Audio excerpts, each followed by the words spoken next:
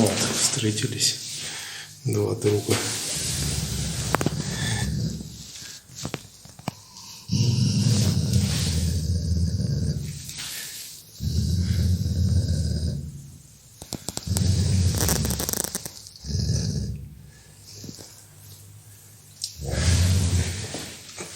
Пошли.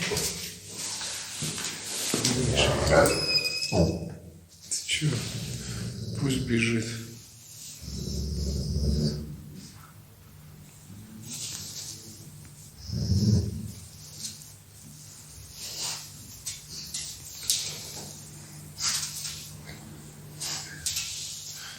Все, проверил.